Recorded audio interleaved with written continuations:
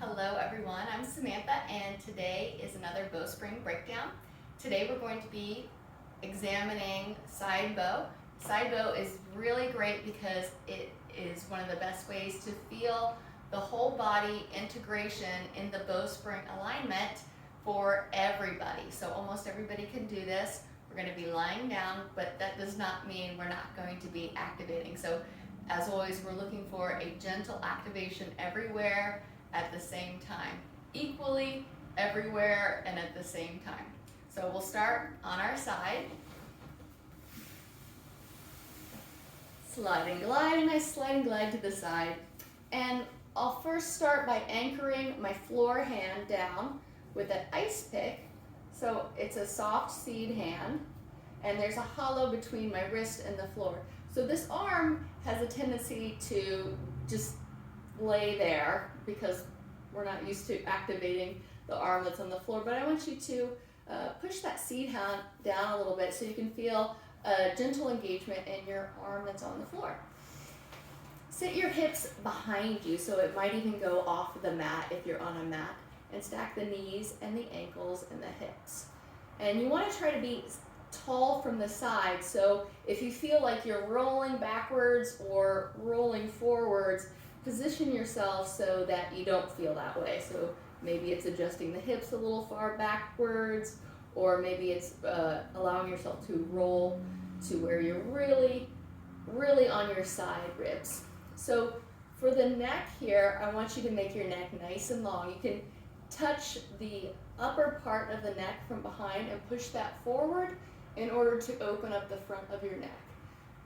Place your hand on the side of your head and push down a little bit so you can get a feeling of a longness on the side of the neck. The tendency here is to really stress it out because a lot of people, almost everybody, have tight necks. So just allow it to be long and soft and open in the front. Okay, so with our arm, we're going to take a dome hand in front of us. So that's fingertips connecting to the floor, and it's about at my breast level. Yeah, and then still try to keep tall from the side ribs, so don't allow your dome hand to make you sink forward. The arm is straight, and imagine that your dome hand has a balloon under it, which might just float away, but your fingernails keep it connected to the floor. All right, with the feet, we want to keep the ankles flexed and the tops of the feet rounded, so don't pull your toes back like that. And I know it takes a lot of concentration in the beginning to avoid that because that's just the tendency here.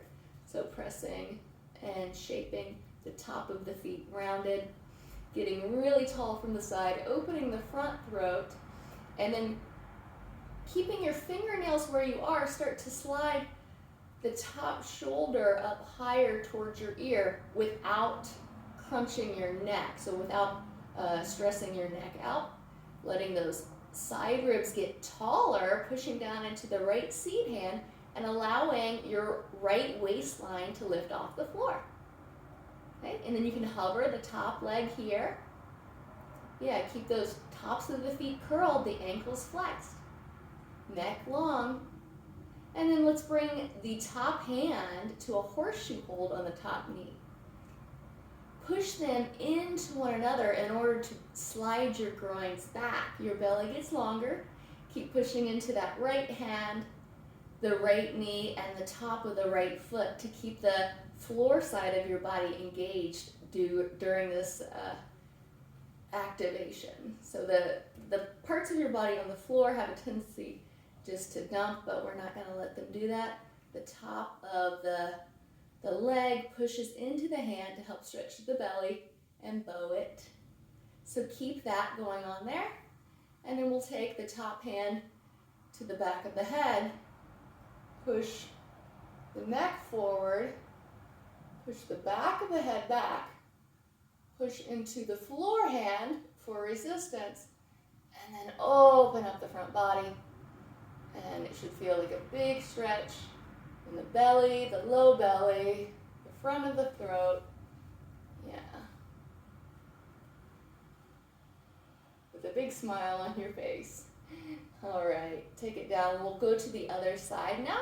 So I'm gonna roll onto my belly first, then I'll roll onto the other side so you guys can see what's going on from behind, all right? So extend the top arm, and it's at a diagonal. It's not straight over your head. It's gonna be diagonally placed. And then I'll stack the hips, the knees, and the feet, flexing the ankles. And I'm gonna take my hand between my shoulder blades right here. This is the dark part. It has a tendency to collapse. So I want you to try to press out there. Breathe fullness there. Anchor your floor hand. Good. Keep that fullness there, and then press the back of your neck forward to bow your neck. You can place the side of your head on the floor or on your arm. Good. And then take the top hand to a dome hand. So it's not so far away from you that you get short from the side. Good. Keep your fingernails where they are, the neck long, and slide the shoulder blade up off the back, inflating the side ribs, lifting the left side waist off the floor. And then we can hover the top leg. Take a horseshoe hold. So really pushing the knee into the hand into the knee.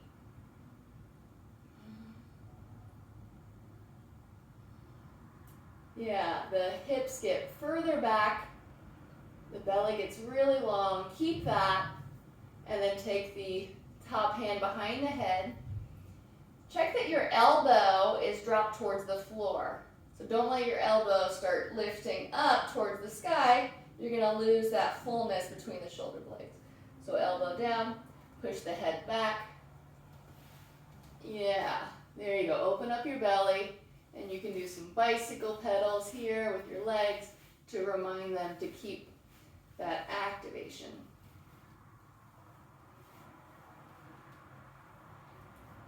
And then I'm just going to roll back onto my belly. Lift. And then slide and glide. Come back up.